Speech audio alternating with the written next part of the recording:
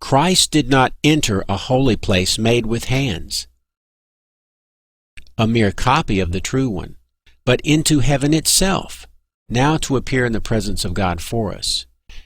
So, the author of Hebrews is telling us almost explicitly that Jesus offered himself in the perfect tabernacle of heaven, not on earth. Okay? So, even at worst case, let's assume that the author did think that he sacrificed at the end of the ages. There's nothing in that verse, 9:26, talking about being sacrificed on earth. But I don't think we have to accept that he was sacrificed at the end of the ages, because it just doesn't, there's not a hard link in that verse like there is between the appearance and the end of the age. So the other thing I wanted to point out was that, the author of Hebrews almost tells us point blank that Jesus never was on earth. If we go back just one chapter, we can see in chapter 8, verse 4, that Jesus could never be a high priest if he was on earth. Here's verse 4. Now, if he were on earth, he would not be a priest at all, since there are those who offer the gifts according to the law. I mean, if this is not a smoking gun, I don't know what is. Okay, so I wanted to stop here, pause here, and look at what the author of Hebrews is actually doing. So he's contrasting the earthly high priest with the heavenly high priest, Jesus. The earthly high priests offer blood that's not their own, whereas Jesus offered his own blood. The earthly high priests make offerings in earthly tabernacles made by human hands. Jesus made his offering in the perfect tabernacle, not made by human hands. In other words, heaven.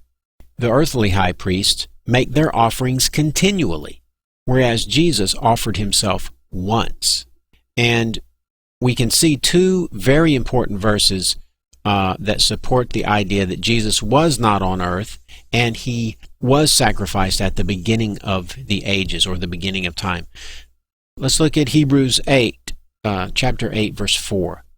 If he was on earth, he couldn't have even been a priest, much less a high priest. So that seems to argue for the idea that Jesus was never on earth.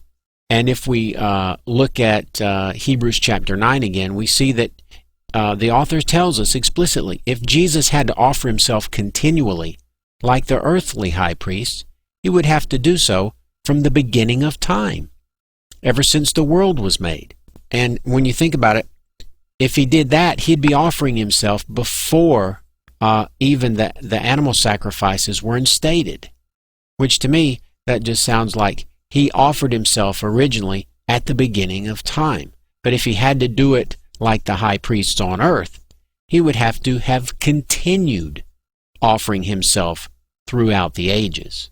So we can see the author of Hebrews making a contrast between the earthly high priests and the heavenly high priest, Jesus.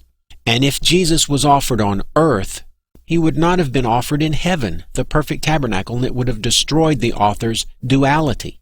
Everything the author is talking about is in the heavenly realms, contrasted with the earthly high priests and their earthly tabernacles.